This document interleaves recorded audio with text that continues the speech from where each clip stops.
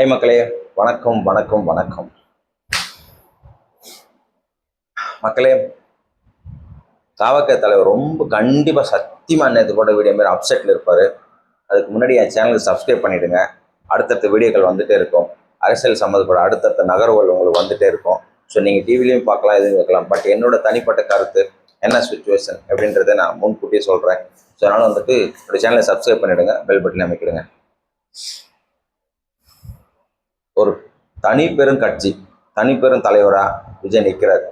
ஒரு கட்சி ஆரம்பித்து 2-2.5 வருஷத்துலேயே ஒரு கட்சி ஆரம்பித்து இவ்வளோ பெரிய கட்சியை உருவாக்கி 234 தொகுதியில் ஆட்களை நிற்க வச்சு ஜெயிச்சு அதில் தனி பெரும்பான்மையாக ஒரு அரசியல் கட்சி நிற்கிதுன்னா அது எம்ஜிஆருக்கு அப்புறம் விஜய் தான் சொல்லிட்டு எல்லாருமே ஓப்பனாக சொல்கிறாங்க.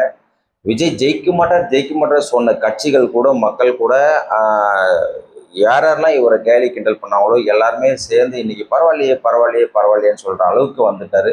ஸோ இதெல்லாம் முடிஞ்சு ஜெயிச்சு எம்எல்ஏக்கள்லாம் நிரூபித்து சிஎம் ஆகிற சமயத்தில் ஏகப்பட்ட சோதனை. ஸோ விஜய் பார்த்தீங்கன்னா சோதனையிலேயே சாதனை படைச்சிட்டு வர்றாரு. இது ரொம்ப பெரிய விஷயம். இவரை மாரி யாராலையும் பொறுமையாக இருக்க முடியாது. இவர் மாதிரி பொறுமையாக இருந்து சாதனை படைக்கும் யாராலும் முடியுமே, இனிமேல் யாராலையும் முடியாது. கண்டிப்பாக ஒரு சாதாரண மக்களுக்கு எனக்கும் உங்களுக்கும் எவ்வளோ கோவம் வரும். எனக்கே செம்ம கோவம், செம்ம கடுப்பாகுது. என்னன்னா அது நேற்று ஃப்ரெண்ட்ஸோடு பேசிட்டு இருக்கும்போது கூட எல்லாருமே தெரிவிச்சாங்க. கம்யூனிஸ்ட் கட்சியில் 2 பேரும் ஓகே சொல்லிட்டாங்க, விசிஏ தலைவர் 2 பேரும் ஓகே சொல்லிட்டாங்க, போதுமான அளவுக்கு சீட் கிடச்சிடுச்சு. அப்புறம் இந்த தினகரன் கட்சியிலேருந்து ஒருத்தர் ஏதோ சொல்லியிருக்காங்க, சீட்டு கட்சி சொல்லிட்டு எனக்கு ஃபோன் மூலிமா சொன்னாங்க, உங்களால் சிஎம் ஆக போகிறாரா, உங்கள் தலைவர் சிஎம் ஆக போகிறாரா அப்படின்னு சொல்லிட்டு. நல்ல விஷயம் தானே, இதுக்கு தானே வெயிட் பண்ணிட்டு இருந்தாங்க எல்லாருமே. நல்ல விஷயம்டா, அவருக்கு நடக்கட்டா, ஒன்றும் பிரச்சனை, பார்ப்போம். நாளைக்கு நம்ம வேலைக்கு அந்த பக்கம் தானே போகிறோம், பாரிஸ் தானே போகிறோம். ஸோ பார்ப்போம். ஏகப்பட்ட கூட்டம் இருக்கும். அங்கே போயிட்டு போகிறதே ரொம்ப கஷ்டமாக இருக்கும். ஏன்னா அல்லோல படம், பாரிஸு அல்லோல படம், நேரு ஸ்டேடியமே அல்லோல படம் சூழலில். ஸோ அதனால் ரொம்ப கஷ்டம் அப்படின்ற மாதிரி பேசியிருந்தோம். பட் இருந்தாலும் இன்னொரு வார்த்தை சொன்னேன். என்னன்னா அரசியலில் இதெல்லாம் சகஜம், ஒத்துக்க முடியாது. அவர் சிஎம் ஆகி சைன் போடுற வரைக்கும் ஒத்துக்க முடியாது. ஏன்னா எப்படி வேணாலும் யார் வேணாலும் மாறுவாங்க. எதுக்கு சொன்னேன்னா ஒரு துறையமாக தான் சொன்னேன். என்னன்னா அரசியல் களம் பற்றி தெரிஞ்சிடுச்சு. நான் இவ்வளோ வீடியோக்கள் போட்டுமே அவன் சொல்லி அடுத்த ஒரு அரை மணி நேரத்தில் பார்த்தா விசிஏ தலைவர் இல்லை, நான் ஓகே சொல்லலை, நான் வலைத்தளங்களில் பார்த்தீங்க, ஆனால் நான் லெட்டர் கொடுக்கல, நான் நாளைக்கு சொல்கிறேன் அப்படின்னு இன்னைக்கு சொல்ல போகிறேன். அதான் சொன்னேன் அவங்ககிட்ட, அரசியல் எதுவுமே நிரந்தரம் இல்லை. டக்குன்னு ஓகே சொல்லுவாங்க, அவன் சப்போர்ட் பண்ணுறோம், அப்புறம் திடீர்னு இல்லைன்னு சொல்லுவாங்கடா அப்படின்ற மாதிரி நான் சொல்லி முடிச்சு அடுத்த 1/2 hour நான் யூடியூப்ல பார்த்தா இல்லை அப்படின்னு. அதுக்குள்ள அவனே எனக்கு ஃபோன் பண்ணி சொல்லிட்டான், உங்க தலைவர் எப்படா சிஎம் ஆகணும் ஃபர்ஸ்ட்ல தான் என்னை கேட்டு கலாச்சிட்டு இருந்தான். இல்லடா கண்டிப்பா பாரு, அவர் சிஎம் ஆவார், அவர் தான் ஜெயிப்பார், அவரு தான் நாங்கள் ஓட்டு போடுவோம், எல்லாமே அவரு தான் நான் ஓட்டே போட்டேன் டிவி கேக்கு. ஸோ அதனால நீயும் போடுற அப்படின்ற மாதிரி சொல்லியிருந்தேன். அவர் சொல்லி அதுக்கேற்ற மாதிரி அவரும் சிஎம் லெவலுக்கு வந்துட்டார், வின் பண்ணிட்டாரு. ஸோ வெற்றி அவ்வளோ எளிதல்ல. அவரை பொறுத்த வரைக்கும் இவ்வளோ தூரம் வெற்றி எளிதல்ல. ஆனால் அவர் கட்சியில் நின்னவங்களுக்கு எளிதாக வெற்றி பெற்றாங்க, எம்எல்ஏ ஆகிட்டாங்க. பட் நெக்ஸ்ட் எலெக்ஷன்லாம் சத்தியமாக இந்த மாதிரி இருக்கவே இருக்காது, ரொம்ப டஃப்பாக இருக்கும். அடுத்த எலெக்ஷன்லாம் அடுத்த 5 ஆண்டு விஜய் சிஎம் இருந்து அடுத்த ஆளுங்கட்சியை இருந்து போட்டி போட்டாலும் கூட இந்த அளவுக்கு ஈஸி கிடையாது, நாட் ஈஸி. இந்த எலெக்ஷன்ல விஜய் மட்டும்தான் கஷ்டப்பட்டார் பாவம் வெயில்ல.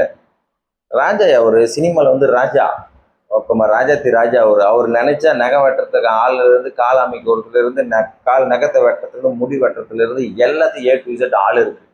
அவர் ஜஸ்ட் நீங்க வந்தா மட்டும் போதும் சாமி, நீங்க திரையில வந்தா மட்டும் போதும் சாமி, நீங்க டான்ஸ் ஆடினா போதும், ஃபைட் பண்ணா போதும், டைலாக் பேசினா போதும், நாங்க உங்களை தூக்கி விடுறோம்னு சொல்லிட்டு எவ்வளோ பேர் இருந்தாங்க. திரை மறைவுலையும் சரி, டைரக்ஷன் பின்னாடியும் சரி, ஸ்க்ரீன்லையும் சரி, மக்கள் கொண்டாடி தீர்த்தாங்க.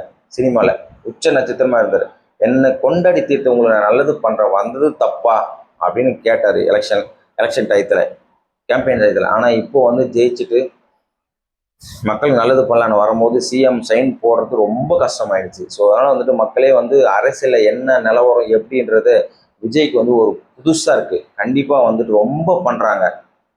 இது பிஜேபி பண்ணுறாங்களா, ஏடிஎம்கே பண்ணுறாங்களா, டிஎம்கே பண்ணுறாங்களா, யார் பண்ணுறாங்கன்னு தெரியாது. ஆளுநருக்கு மட்டும்தான் தெரியும், கவர்னருக்கு மட்டும்தான் தெரியும். ஸோ இவர் மீண்டும் போகிறார். என்கிட்ட பதவி கொடுங்க, எனக்கு பதவி பிரமாணம் செய்து வைங்க, என்கிட்ட சப்போர்ட் இருக்குது, 108 சப்போர்ட் இருக்கு. அது போக காங்கிரஸ் டக்குன்னு கொடுத்துருக்காரு. ராகுல் காந்தி அவரோட கட்சி டக்குன்னு தூக்கி கொடுத்தாங்க. Very great Congress. இந்த விஷயத்துல இக்கட்டான சுச்சுவேஷன் தான் வந்து ஹெல்ப் பண்ணும். அதுதான் கிரேட்டு. ஜாலியா இன்பமா இருக்கும்போது, ஹாப்பியா இருக்கும்போது வந்து ஹெல்ப் பண்ணி என்ன பிரயோஜனம்? ஒரு மயிருக்கும் பிரயோஜனம் இல்லை. இக்கட்டான சுச்சுவேஷன், உயிர் போற சுச்சுவேஷத்துல ஒரு உயிர் கொடுக்குறான் பத்தி, அவனை தான் யாருமே மறுக்க மாட்டாங்க. 10 நல்லது செஞ்சுட்டு ஒரு நல்லது செய்யலைன்னு வச்சுக்கலாம், ஒத்துக்க மாட்டாங்க மக்கள். அப்படிதான். ஸோ அதனால வந்து எவ்வளோ அவன் காங்கிரஸ்ல 10 வருஷமா இருந்தாலும் இப்போ வந்துட்டு தாவேக்கள் வந்து இது இக்கட்டான சுச்சுவேஷன், நாங்கள் ஆதரவு தரோம். ஏன்னா அவன் ஃபர்ஸ்ட் காங்கிரஸ் வரா மாதிரி தான் இந்த டிவி கேட்க வரல, சில சுச்சுவேஷனால வந்துட்டு வர முடியாம போயிடுச்சு. ஆனால் இப்போ வந்தாங்க, இது கெத்து. இப்போதாங்க ரொம்ப கிரிட்டிக்கலான ஸ்டேஜ். அவங்க 5 சீட் கொடுக்கலாம், ரொம்ப ரொம்ப கஷ்டம். என்ன பண்றது? ஆட்சியை டிக்ளேர் பண்ணியிருப்பாங்க, ஒன்று மறுத்தேர்தல் நடந்திருக்கும், இல்லைன்னா என்ன பண்றதுன்னே தெரிஞ்சிருக்காது. ஸோ செம்மையான நேரத்தில் சப்போர்ட் பண்ணாங்க. காங்கிரஸ் ஒரு ஹீரோ ஆனாங்க, ரெண்டாவது ஹீரோ. ஸோ சுற்றி சுற்றி பார்த்துட்டு ஓ அப்படின்ற மாதிரி இடத்துல ஒன்றும் தேவை, இன்னும் தேவை வேணும். ஆளுநர் கவர்னர் கேட்குற 118 சீட் எனக்கு வைகி ரூல்ஸ் பிரகாரம்ன்றார். ஒன்றுமே பண்ண முடியாத சமயத்தில் கம்யூனிஸ்ட் கட்சி 2 பேர், அப்புறம் டிவிக்கே, அப்புறம் அந்த முஸ்லீம் கட்சி, இவங்க 3 பேர்கிட்டையும் ஹெல்ப் கேட்டார். 4 பேர்கிட்டையும் ஹெல்ப் கேட்டாங்க. லெட்டர் பறந்தது, ஆட்கள் நேரடியாக போனாங்க. விஜயை தவிர்த்து மற்ற உயர் அதிகாரிகள் நேரடியாக போனாங்க. இதில் டக்குன்னு யோசிச்சு முடிவு சொல்ல ஜவ்வாய் இழுத்து கம்யூனிஸ்ட் கட்சி 2 பேருமே சூப்பராக ஆதரவு சொல்லிட்டாங்க. ரொம்ப ஆசைப்பட்டாங்க. இவங்க சூப்பராக ஆதரவு தெரிவித்தாங்க. என்ன சொல்லிட்டாங்க? நான் வந்துட்டு தமிழ்நாட்டுக்கு நலனுக்காக, ஸோ நாங்கள் ஹெல்ப் பண்ணுறோம், ஒன்றும் பிரச்சனை கிடையாது, தாவக நாங்கள் சப்போர்ட் பண்ணுறோம் சொல்லிட்டாங்க. சூப்பர். ப்ளஸ் டிவிகேக்கு நாங்கள் விசிக்கு ஆதரவு தெரிவிக்கணும் சொல்லிட்டாங்க. பட் லெட்டர் கொடுக்கல, திடீர்னு தடம் மாறிட்டார் விசிகே தலைவர். ஸோ அது கணிக்க முடியாது. அவர் அப்படித்தான் தெளிவாக முடிவு எடுக்க முடியாத சுச்சுவேஷன் இருக்கார். கம்யூனிஸ்ட் என்ன சொல்லிட்டாங்க? நாங்கள் முடிவு எடுக்கிறதுக்கு டிஎம்கே கிட்ட பர்மிஷன் கேட்க எங்களுக்கு அவசியம் இல்லை, எங்கள் கட்சி நாங்கள் சுதந்திரமாக எடுப்போம். ஸோ ஆனால் இருந்தாலும் நாங்கள் வெளியில தான் ஆதரவு தரோம், நாங்கள் போயிட்டு அரசியல் அமைப்பில் பதவி கேட்க மாட்டோம், எதுவுமே கேட்க மாட்டோம் சொல்லுவாங்க. சூப்பர், நல்ல விஷயம். இவங்க செகண்ட் ஹீரோ. தேர்ட் ஹீரோ இப்போ மூவ் பண்ணிட்டு இருக்காங்க, விசிகா. ஸோ வந்து இக்கட்டான சுச்சுவேஷனில் ஃபஸ்ட்டு குரல் கொடுத்து காங்கிரஸ் வெரி கிரேட். ரெண்டாவது கம்யூனிஸ்ட் கட்சிகள், மூணாவது இப்போ விசிகா வெயிட் பண்ணிட்டு இருக்காங்க. ஆனால் இவர் ரொம்ப செவ்வாய் இழுத்துட்டு இருக்காரு. என்ன ஒரு ஒரு பிரச்சனை போயிட்டு இருக்கு, ஒரு புதுசாக ஆட்சி அமைக்க போறாரு, நீங்கள் ஒரு எக்ஸ்பீரியன்ஸான ஆளு, பதவியும் தரேன்றாங்க. அவர் துணை பொதுச் செயலாளர் என்ன சொல்றாரு? இது வந்து விசிகே காலம், எங்களை நீங்க வந்து ஓரங்கட்ட நினைச்சாலும் நாங்க தான் மையம் அப்படின்ட்டு. யார் ஓரங்கட்டுறவங்கள? டிஎம்கே தான் ஓரங்கட்டுறாங்க. அவர் கட்சியில் தான் இருக்கீங்க, அவங்க தான் ஓரங்கட்டுறாங்க. நீங்க அவ்வளோ எம்எல்ஏக்கள் வச்சிருந்தா உங்களுக்கு ஒரு துணை பதவி கூட தரல, தூக்கி உதயநிதி ஸ்டாலின் கொடுத்துட்டாரு. அவர் கூட தான் நீங்க பயணிக்கிறீங்க, ரொம்ப தப்பு. விடுதலை சக்தின்னு ஒரு மரியாதை இருக்கு. ஸோ அதனால வந்துட்டு இப்போ டிவிகளை ஒன்றா வந்துட்டாங்கன்னா இன்னும் மரியாதை இருக்கு. ஏன்னா ஃபர்ஸ்ட் டிவிகே வந்து விஜய் கூப்பிட்டார், வரல. காங்கிரஸ் கூப்பிட்டார், வரல. மற்ற எந்த கட்சி கூப்பிட்டாலும் எனக்கு தெரியல. இவங்க தான் மெயின். மற்றதெல்லாம் இதர கட்சிகள்லாம் வந்துட்டு டிவிக்கு வந்து ஒரு இதுவாக தான் பார்த்தாங்க. கம்யூனிஸ்ட் கட்சி அவங்க தனியாக இருப்பாங்க எப்பவுமே. அவங்க இப்போ ஆதரவு சொன்னாங்க இல்லையா, சூப்பர். நாங்கள் வந்துட்டு பர்மிஷன் கேட்கணும் அவசியம் இல்லை எனக்கு. அவங்க கட்ஸ் எப்பவுமே ஒரு கட்சி தலைவனாக இருந்து விஷயம் சொல்றது ஒரு கட்ஸ் தான். மற்ற கட்சியில இருந்துட்டு தலைவனாக இருந்து வேஸ்ட். இப்போ பிஜேபி வந்து அண்ணாமலை தலைவராக இருந்தார், தூக்கி எரிஞ்சிட்டாங்களா, போயாச்சா? இல்லை அவரே வெளியே போயிட்டாரா? அடுத்து நைனா நாகேந்திரன், இப்போ அடுத்த ஆள் வருவாங்க. காங்கிரஸ் கட்சியில் செல்வ பெருந்தகை இருந்தார். ஸோ அவரையும் வந்து இப்போ தூக்கி எறிய தயாராகிட்டாங்க. அதுக்கு முன்னாடி ஒருத்தர் இருந்தார், அது வேற. சொந்த கட்சியில் இப்போ டிவிக்கு தலைவர் இருக்காரு, விஜய் தான் தலைவர். சாகுற வரைக்கும் அவர் தான் தலைவர். அவரை அடிச்சு ஆள் கிடையாது, அவருக்கு மாற்று ஆளே கிடையாது, அவர் உயிரோட இருக்கிற வரைக்கும். ஸோ ஃபார் எக்ஸாம்பிள் எம்ஜிஆர் மாதிரி. எம்ஜிஆர் போன பிறகு தான் ஜெயலலிதா, அப்புறம் தலைவர் இல்லை பொருளாளர். அண்ணா போன பிறகு தான் கலைஞர் வந்தார், தலைவர் ஆயிட்டார். அப்படி ஸ்டாலின் தலைவர் ஆயிட்டார். பட் தலைவர்னா அது ஒருத்தர் தான், அது எம்ஜிஆர் தான். அந்த மாதிரி டிவிக்கு வந்துட்டு விஜய் தான். விஜய் உயிரோட இருக்க வரையும் ஆட்சி செய்துட்டு கல்யாணம் ஆன பிறகு செத்து போனதுக்கு அதுக்கப்புறம் யார் வருவாங்கிறது தெரியாது. ஸோ அது அப்பாற்பட்ட பிரச்சனை. இப்போத்தி சுச்சுவேஷனுக்கு விசிகே தான் தேர்ட் ஹீரோ. ரொம்ப வெயிட் பண்ணிட்டு இருக்காங்க. டெப்டி சிஎம் கேட்குறாங்கன்னு நினைக்கிறேன். ஸோ அதனால வந்துட்டு பரவலாக போயிட்டு இருக்கு. அன்புமணி கேட்டாராமே, எனக்கு டெப்டி சிஎம் கொடுங்கன்னு சொல்லிட்டு, வரவே இல்லை, கேட்கவே இல்லை அங்கே அவங்க. பட் அந்த இஷ்யூ இல்லாமல் டிடிக்கு தினகரோட ஒரு இஷ்யூ வர. ஸோ அந்த எம்எல்ஏ வந்துட்டு தான் சைன் போட்டு கொடுத்துருக்காங்க. அது என்ன நடந்துச்சுன்னு தெரியல. நைட்டாக வந்துட்டு ஓடி போய் கம்ப்ளைண்ட் பண்ணி டிவிக்கு ரொம்ப அசிங்கப்படுத்துறாரு. ஸோ அதுக்குள்ளே பார்த்தா போதுஞ்சு பார்த்தா, நான் நைட்டு நியூஸ் வரைக்கும் 1-1:30 வரைக்கும் பார்த்துருந்தேன். நைட்டு போயிட்டு ஆளுநர்கிட்ட போயிட்டு கூட்டு மாதிரியே உட்கார வச்சு நல்ல மாதிரியே பேசினாரு. பட் டிவிக்கே வந்து என்ன பேசுறாங்க ஏது பேசுறாங்க நமக்கு தெரியாது. பட் ஆனால் எம்எல்ஏ வந்து சைன் போட்டிருக்காரு, ஓகே நான் ஹெல்ப் பண்ணுறேன் அப்படின்ற மாதிரி சைன் போட அது வீடியோ எடுத்திருக்காங்க டிவிகேலேருந்து. அதுதான் சூப்பர். நீ ஒரு ஆதாரம் காட்ட, நாங்கள் ஒரு ஆதாரம் காட்டுறோம், நாங்கள் யாருமே குதிரை பேரம் பேசலை அப்படின்னு டிவிகே தரப்புலேருந்து நிரூபிச்சுட்டாங்க. ஸோ இது வந்துட்டு வீடியோவாக அவர் பார்ப்பாரு, ஆளுநர் பார்ப்பாரு. ஸோ அதனால வந்து டிவிக்கே வந்துட்டு ஹெல்ப் கேட்கறது தப்பு இல்லை. குதிரை பேரம்ன்றது ஏன்னா பிஜேபி குதிரை பேரம் பண்ணிட்டு தான் இருக்காங்க, ஃபோர்ஜரி பண்ணிட்டு தான் இருக்காங்க. யாரும் இல்லைன்னு சொன்னாங்க. நியாயமா நடத்த எதுவுமே நியாயமா இல்லை. அரசியல் பொறுத்த வரைக்கும் அவனமே உத்தம புத்திரம் இல்லை. அந்த விஷயத்துல திவிக தலைவர் உத்தம புத்திரனா போயிட்டு இருக்காரு. பெருசா குதிரை பேரம் பேசல. அவரும் பல கோடி ரூபாய்க்கு ஒன்றும் சொத்து வச்சில்ல. அரசியல்ல சம்பாதிச்சு பல கோடி ரூபாய் ஒன்றும் சொத்து வச்சில்ல. டிடிவி தினகர் வந்து நைட் வந்து ஒரே கொலஸ்ட்ரால் பண்ணி விட்டார், ஒரு கெட்ட பேரை அடிச்சு விட்டார். அப்படி நைட்டு நைட்டு ஒன்று நல்ல மாதிரியே போயிட்டு ஆளுநர் கட்ட சாட்சியை காட்டி அப்படியே பிடிங்கி தள்ளிட்டார். இருக்கிறதுல நம்பர் 1 ஃப்ராடு நாயின்னு. ஏடிஎம்கே ஆட்சி ஏதோ போயிட்டு பை எலெக்ஷன்ல ஆர்கே நகர் தொகுதியில் இப்போ மரியா வில்சன் வின் பண்ணியிருக்காரு. அங்கே ஒரு ஓட்டுக்கும் 20 ரூபா டிக்கெட் கொடுத்து ஒவ்வொரு ஓட்டுக்கும் 10,000 ரூபா, 6,000 ரூபாய், 8,000 ரூபான்னு சொல்லிட்டு ஜெயிச்சு எம்எல்ஏ குக்கர் சின்னத்துல இருந்து என்ன பிரயோஜனம்? வேஸ்ட். சும்மா டம்மி பீஸ் வந்துட்டு அப்படியே போயிட்டு பல கோடி ரூபாய் செலவு பண்ணாந்தால் ஆர்கே நகர்ல, சென்னை ஆர்கே நகர்ல சும்மா அப்படியேப்பட்ட ஃப்ராடுனா இது. பல கோடி கொள்ளாட்டி வச்சிருக்கான் டிடிவி தினகரை. சும்மா டம்மி பீஸா தெரிஞ்சுன்னு நம்ம வந்து ஒரு அங்கீகாரம் கட்சியா வர முடியல. ஒரே ஒரு எம்எல்ஏ தான் ஜெயிச்சிருக்காரு அந்த தொகுதியில. அதுவும் ஜாதி ஓட்டு இந்த ஒன்று போட்டிருப்பாங்க, அது வேற விஷயம். ஸோ இருந்துட்டு போனோம். ஒரு எம்எல்ஏ இருந்து அமமுக கட்சியில இருந்து என்ன பண்ண போற? ஏடிஎம்கே வந்து தோத்து போன கட்சி, அது சும்மா டம்மியை தான் சட்டசபையில் உட்காந்துருக்கு போறாங்க. அது விஜயோடு ஜாயின் பண்ணி நல்லது பண்ணிட்டு போட்டோமே, என்ன பிரயோஜனம்? ஓடி போய் அப்படி ஆளுநர்கிட்ட கம்ப்ளைண்ட் பண்ணி அப்ரூவ் பண்ணி இது பண்ணி அதை பண்ணி. ஸோ ஏன் ஃப்ராடு தான். அவன் போய் சொல்கிறான், நல்லா தெரிஞ்சு எவ்வளோவான்னு உளர்றாரு. பேசவே முடியல, தெளிவாக பேசலை. உண்மையாக இருந்துச்சுன்னா கண்டிப்பாக தெரியும்.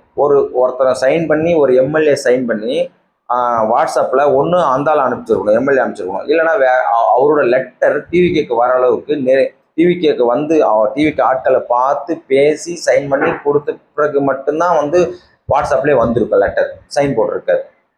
ஸோ அதுக்கு எம்எல்ஏ ஒத்துக்குனால தான் டிவியை கையில் வந்து வாட்ஸ்அப்பில் வந்திருக்கு. ஸோ அதை அப்படியே பிரிண்ட் எடுத்து கொடுத்துட்டாங்க. விஜய் எப்படி எடுத்து கொடுத்தாருன்னு தெரியல. பட் இவங்க கிட்ட தப்பு இருக்குது. அது வந்துட்டு அதிகாரப்பூர்வமாக அறிவிச்சு பிறகு கொடுத்துருந்துருக்கலாம். இப்போ எப்படி கம்யூனிஸ்ட் கட்சி போய் நேரடியாக பார்த்து லெட்டர் வாங்கி வந்தாங்களோ அந்த மாதிரி பண்ணியிருந்தா பிரச்சனை இருந்திருக்காது. பட் என்ன நடந்துச்சுன்றது தெரியல. இதுக்கப்புறம் ஆளுநர் என்ன முடிவு பண்ணுவாருன்னு தெரியல, பொறுத்து தான் பார்க்கணும்.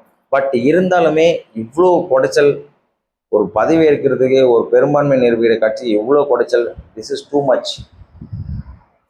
இது விஜய் எப்படி தான் பொறுத்து போறாருன்னு எனக்கு ஒன்றுமே புரியல. பா, ரொம்ப ரொம்ப ரொம்ப ரொம்ப கஷ்டம்.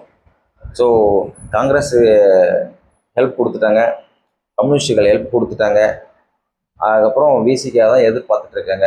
ஸோ அதனால் வந்துட்டு விசிகாவும் கொடுத்துருவாங்க, இன்றைக்கி கண்டிப்பாக கொடுத்துருவாங்க. பட் இதுக்கப்புறமும் புதுசாக ஏதாவது கண்டுபிடிப்பாரு. நம்ம ஆளுநர் இருக்கார் இல்லையா, கவர்னரு, என்ன பண்ணலாம், எப்படி ரிஜெக்ட் பண்ணலாம் தான் பார்த்துட்டே இருப்பார். எல்லாமே நம்ம நமக்கு ஏதாவது வேணும்னா கவர்மெண்ட்டில் போய் அப்ளை பண்ணுவோம், அவங்க ரிஜெக்ட் பண்ணிகிட்டே இருப்பாங்க. ஏதாவது காரணம் கண்டுபிடிச்சி ரிஜெக்ட் பண்ணுவாங்க. அந்த மாதிரி என்ன பண்ணுறாரு ஆளுநர், கண்டுபிடிச்சி ரிஜெக்ட் பண்ணிகிட்டே இருக்காங்க. மேலிடத்து உத்தரவு ஓகே என்னி சொல்கிறாங்களோ அன்னிதான் ஒரு பதவி பிரமாணம் செஞ்சு வைப்பார்னு நினைக்கிறேன்.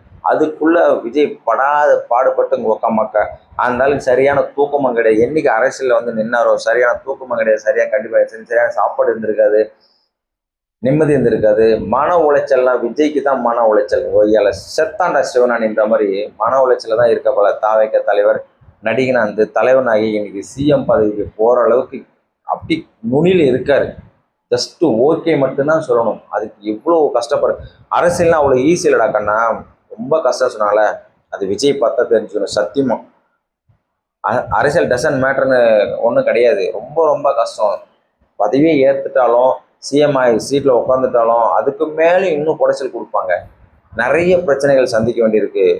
ஒரு விஜய் வந்துட்டு வருங்கால சிஎம், தமிழ்நாடு சிஎம் வந்து ஜோசப் விஜயன் நான் சொன்ன அந்த நொடியிலிருந்து சைன் போட்ட அந்த நொடியிலிருந்து அவருக்கு நிம்மதியான தூக்கம் இருக்காது. அவ்வளோதான் நான் சொல்லுவேன். ஒரு நாட்டுக்கு தலைவனாக ஆகும்போது, ஒரு தமிழ்நாட்டு ஒரு மாநிலத்துக்கே தலைவனாக ஆகும்போது ஈஸியாக தூங்கிட முடியுமா? ரொம்ப ரொம்ப கஷ்டம். நாட்டுக்கு நீ நல்லது பண்ணும், மற்ற கட்சிகள் கொடுக்காத நல்லதை நீ கொடுக்கணும்னா கண்ணு விழிச்சிட்டே தான் இருக்கும். நிம்மதியான தூக்கம் இருக்காது, நிம்மதியான சாப்பாடு இருக்காது. எங்கே எந்த பிரச்சனை எவன் பண்ணணும்னு தெரியும். அவரோட எம்எல்ஏக்கள் எங்கே பிரச்சனை பண்ணுவானுங்க, என்ன பண்ணணும்னு தெரியாது.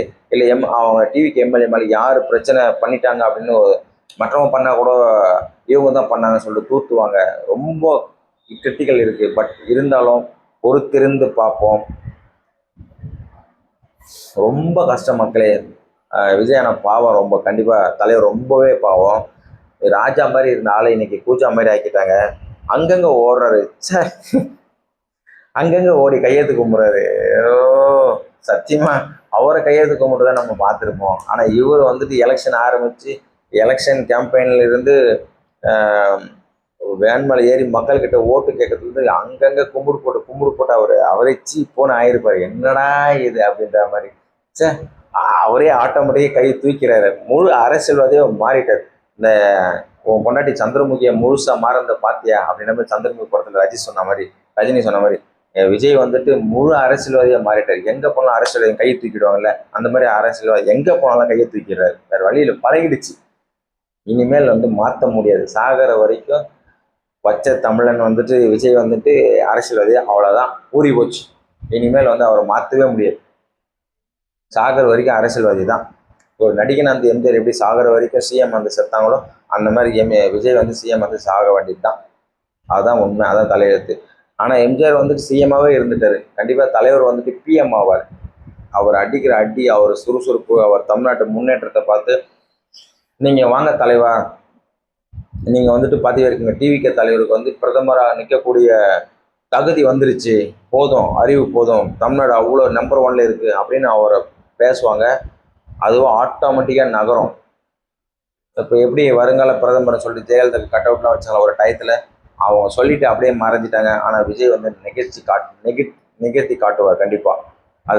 அந்த அந்த பொன்னான நாட்கள் வரும், அந்த பொற்காலட்சி வரும். தமிழ்நாட்டுக்கே ஒரு பொற்காலமாக இருக்கும்போது இந்தியாவுக்கும் ஒரு பொற்காலமாக இருக்கும். அந்த ஒரு பொற்கால ஆட்சி தரக்கூடிய மன்னனுக்கு தான் ஏகப்பட்ட சோதனைகள் கடவுள் தருவார், ஆனால் கைவிட மாட்டார்.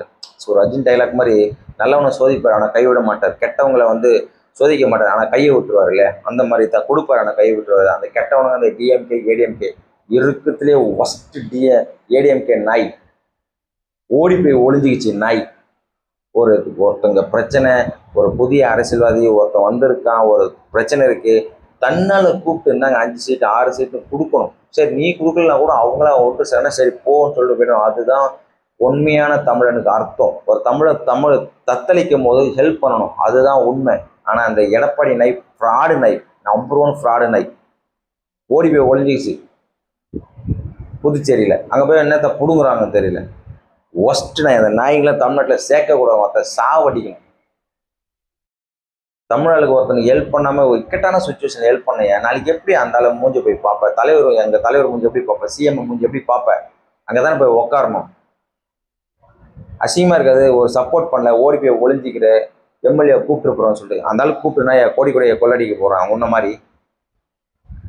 ஸோ ஒரு சுச்சுவேஷன் சிஎம் ஆக போகிற சுச்சுவேஷன் அள்ளி கொடுக்குறதால இருந்தால் 5 சீட் காங்கிரஸ் அள்ளி கொடுத்தாங்களா மாரி 5 சீட் 10 சீட் கொடுக்கலாம்ல, இருக்குல்ல சீட் 47 சீட் வச்சிருக்குல்ல. ஓடி போய் ஒழிஞ்சிக்கிற உன் கொள்ளடிச்ச பணத்தை பிடுங்க போகிறான் ஒருத்த சிஎம் ஆகட்டும் தலைவர். அதுக்கப்புறம் உங்களுக்குலாம் ரெய்டு வச்சு தூக்கி உள்ள வைக்கணும் ஜெயிலில். மக்களை எனக்கே இவ்வளோ டென்ஷனாக இருக்குன்னா அப்போ அவன் விஜய் எவ்வளோதான் டென்ஷனை பொறுத்துட்டு இருக்காரு. வேறு வழி இல்லை, இவ்வளோ தூரம் வந்தாச்சு, கோவப்பட முடியாது. கோவப்பட்டால் எல்லாமே கந்தலாயிடும். மக்கள் போட்ட ஓட்டு எல்லாம் மக்கள் வச்ச வேண்டுதல் எல்லாமே கந்தலாயிடும். அதனால தான் அவர் பொறுமையாக இருக்கார். சத்தியமாக பொறுமையாக இருக்காருன்னு காரணம், அவர் அமைதியாக இருந்தே சாதனை படைச்சிருக்காரு. சோதனையில் தான் அவர் சாதனையாக படைச்சிருக்காரு விஜய். ஸோ இதையும் படைப்பார். விசிகே இப்போ ஓகே சொல்லுவாங்க, சக்ஸஸ் ஆகும். சிஎம் ஆகிறதுக்கு நாளைக்கோ நாளன்னைக்கோ கண்டிப்பாக வைப்பாங்க. இன்னைக்கு ஆக வேண்டி தள்ளி போயிட்டு இருக்கு. அவர் சைன் போட்டு அதுக்கப்புறம் பாருங்கள் வெட்டியை மக்கள் கொண்டாடி தீர்த்துருவாங்க. வெயிட்டிங் ஃபார் நாங்கள் ஜோசப் விஜய் என நான் அதை பார்க்குறது வெயிட்டிங்கில் இருக்கிற தலைவா. பார்ப்போம், நல்லதே நடக்கும். உங்கள் டைலாக்கே தான், நல்லதே நடக்கும். மீண்டும் வெற்றி நிச்சயம். மீண்டும் சந்திக்கும் வரை, மீண்டும் சந்திக்கும் வரை சிஎம்மா பார்ப்போம்.